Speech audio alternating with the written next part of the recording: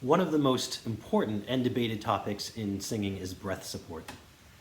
There are so many different methods and ways to teach breath support. And like I said in my previous chapter on posture, we can't have a one-size-fits-all mentality because we're all built differently. We're going to feel support in different places, so it's good to be flexible as a singer and as a teacher and find all sorts of ways of explaining things, whether that's using imagery or technical explanation or physicality, or combining all of those ideas. When I work with a beginning singer, one of the first things I say is, okay, show me a deep breath. And usually the first thing that happens is what we call a clavicular breath, which is, you see this quite often. And we have this misconception that the breath is here. And so the idea is to get the breath lower and get the ribs expanded and have the student understand breathing and support in a whole different way.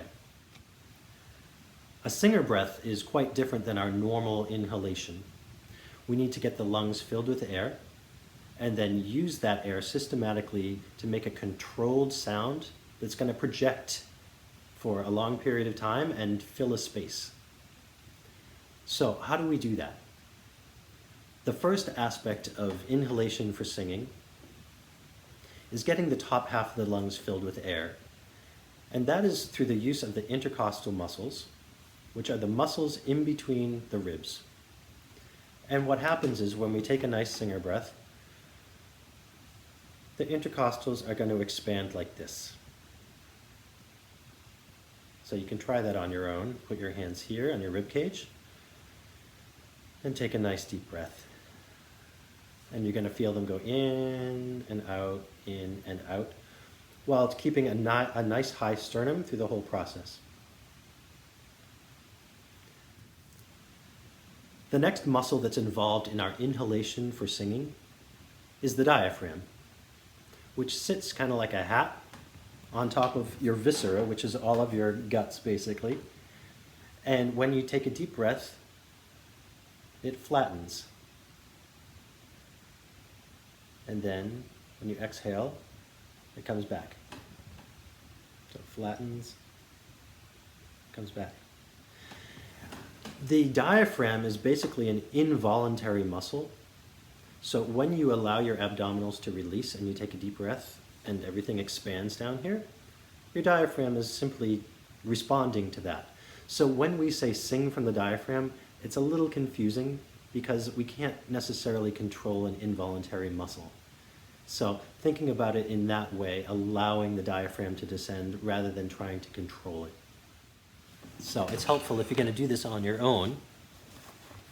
You can put one hand on your rib cage and one hand here.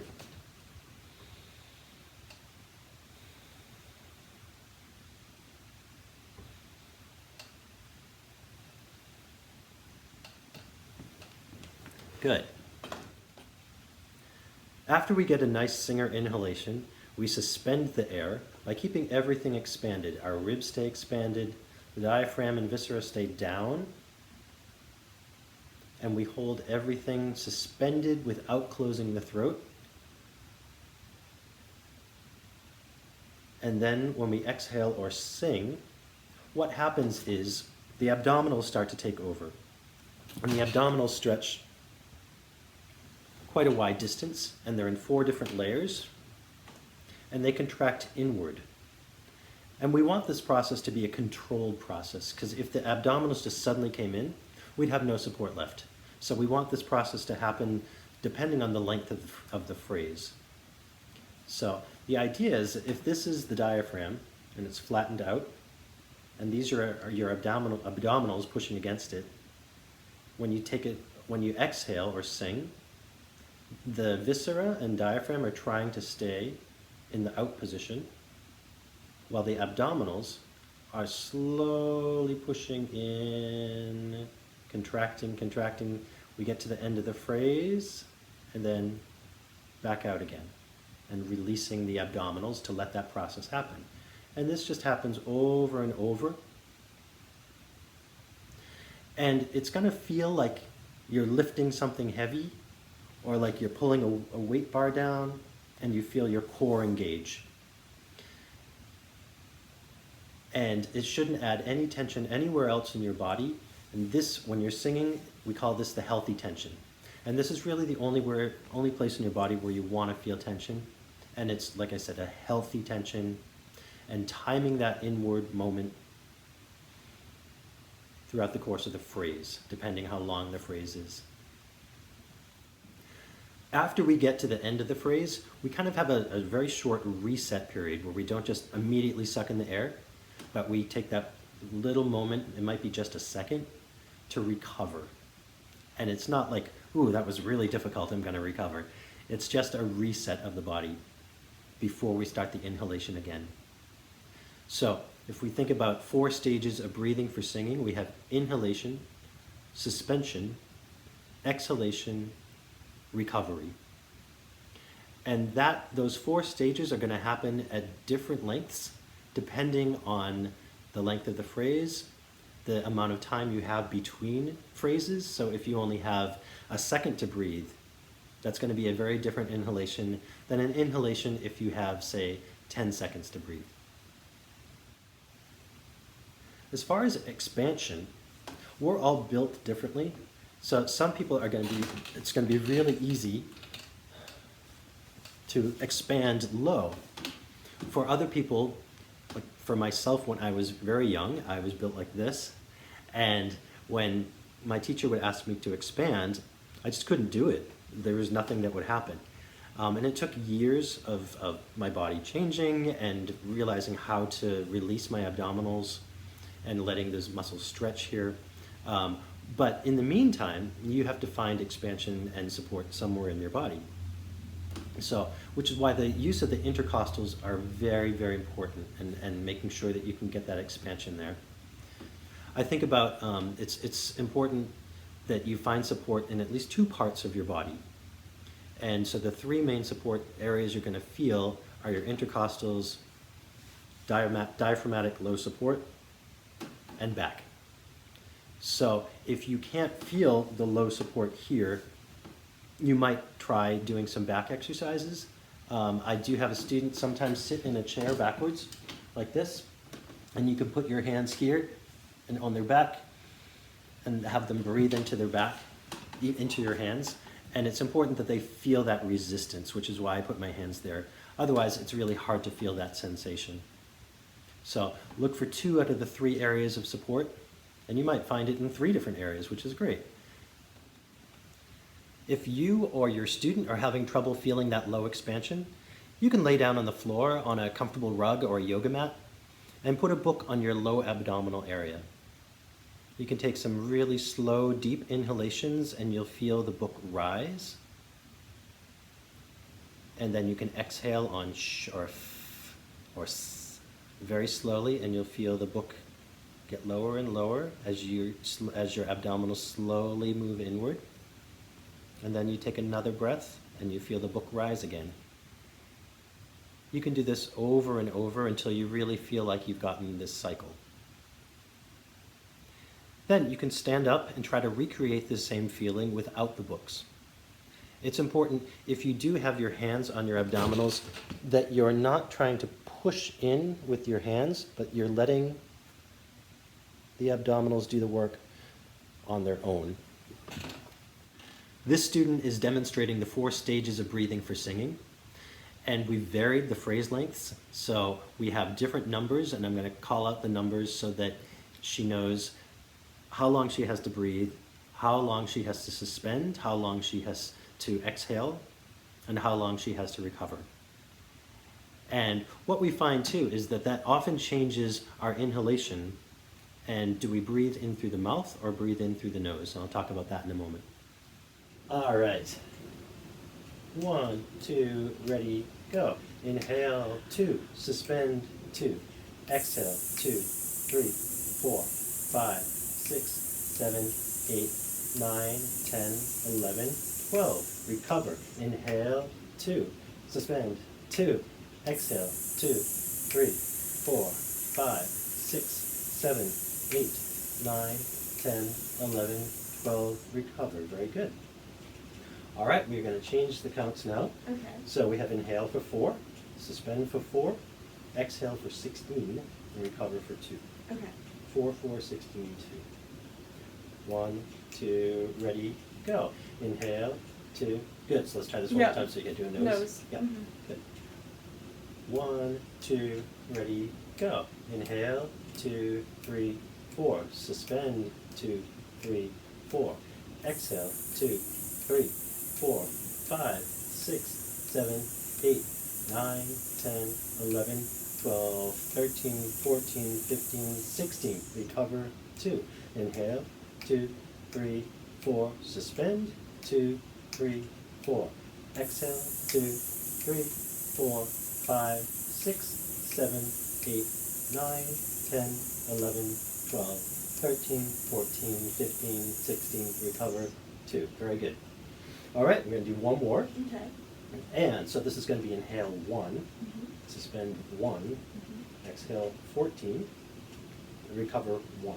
Okay. 1, 1, 14, 1. Okay. 1, 2, ready, go. Inhale, suspend, exhale 2, 3, 4, 5, 6, 7, 8, 9, 10, 11, 12, 13, 14. Recover. Inhale, suspend, exhale 2, 3, 4, 5, 6, 7, 8, 9, 10, 11, 12, 13, 14. Recover. Very good. Thank you. So when we inhale, we have a couple of options. We can either inhale through our mouth or inhale through our nose. And there are benefits to both. Inhaling through our mouth, we can get a much quicker inhalation. So if we have a very short amount of time to inhale, mouth is a very good option. We can also set the vowel. So if you're singing, say, Ave Maria, you can set that A vowel and you're already in that position. Benefits of inhaling through your nose is that you can time it. So if you have, say, like 6 seconds to inhale, you can get a nice, slow, controlled inhalation. Breathing through the nose also warms the air, it filters the air, so if you're in a cold environment or if you're in a dusty church or something like that, you have all the little hairs and cilia inside your nose that filters the air. So you can make that choice depending on the situation at the time. If you're stuffed up, then maybe the mouth is the best option. Another thing you can think about is either bellows of a fireplace, or if you've ever played accordion, it's the same idea. So if you're thinking about accordion, you've probably seen someone play it before. It takes in air, just like you would, and then as you're playing, there's resistance as you're getting all the air out.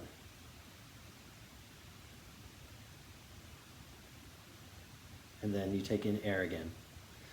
So it prevents that idea that we suddenly go in, but that there's that resistance. And that's how we can time our phrases so that we don't just immediately thrust in. A couple of other concepts as far as imagery that can help with breathing and support. I know a lot of teachers that teach kind of the surprise breath. So, you see someone that you haven't seen in 10 years and you're so happy and you go. So it's getting that really quick open inhalation. The only danger of that is you just don't want to close your throat. You don't want to go, because closing the throat, you get less air in, and then when you go to sing or talk, your throat's in a more closed position. So if you're using that, just be careful that doesn't happen. You can also think about, on the exhale, perhaps blowing up a balloon, which takes a lot of resistance and it really engages our core. So another couple of concepts to think about. Some exercises that you can do that can engage your support right away are lip trills.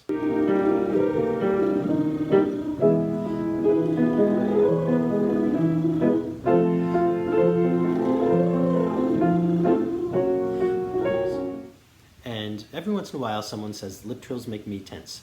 And so if that's the case, then try something else. Rolled R's are also a good substitute for that. So lip trills just being and rolled R's. Not everyone can roll their R's, so if you can't, don't worry about that. You still might be able to learn how to do it. Some people say it's genetic. So give it a try. You can also be creative and come up with exercises that use consonants that help engage the body. This student is going to demonstrate a warm-up that I created with him and going through different consonants and getting the support mechanism engaged. Okay. So we're going to start. Yep. 1, 2, ready, and.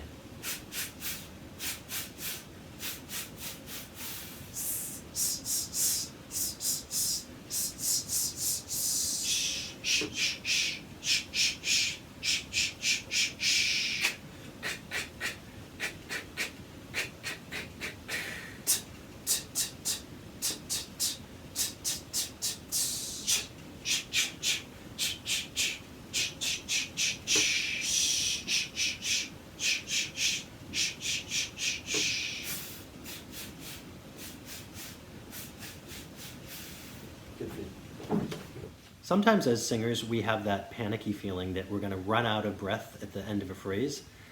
And it's important that we keep doing exercises that help build our support muscles by making us sing long phrases.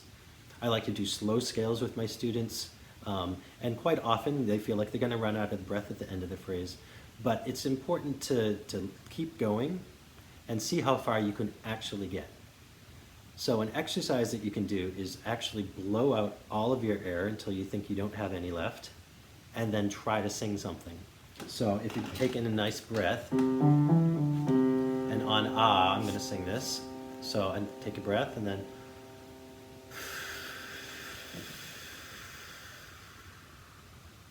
ah. It's not pretty, but I can feel where that happens. And so if you are out of breath at the end of a phrase, quite often you can make it to the end. Just fight for it. Some common faults related to breathing and support would be, 1, taking in too little air. So if you think about, in basic terms, singing is taking air in and then letting it out through the vocal folds. Taking air in, letting it out through the vocal folds. So if you know you have a really long phrase that you have to project well, and you've only taken in that much air, you're probably going to run into some issues. Sometimes we actually take in too much air as well. So if you only have a short phrase to sing and you've overinflated, you're going to have too much air and your body's not going to know what to do with that. So it's finding that balance of how much air do you need for this phrase and taking in the appropriate amount. Another fault related to breathing and support is having a closed throat when you inhale. So inhalation should be silent unless you're using it as an effect for a character. So if we take a nice open throat breath, we get a nice efficient intake of air rather than, which closes the throat and also keeps that in that position when we start singing. Clavicular breathing, which I mentioned earlier, is perhaps the most common disorder in breathing. And that is letting things collapse and then resetting, collapse, resetting. So if we just keep this in a high position, we don't need to reset it because that's not where the breath's going. We're going to get things lower. And then thrusting in. So we've taken the nice low breath, and then too often we thrust in, thinking that that's going to be good support. But like I said, once you're in, you don't have support left. You've used it all. And sometimes students do this to try to please their teacher. They're showing their teacher that they're supporting. But it's important that as teachers and as singers that we pace that process out. Please feel free to share your breathing and breath support exercises here. Thanks so much for watching.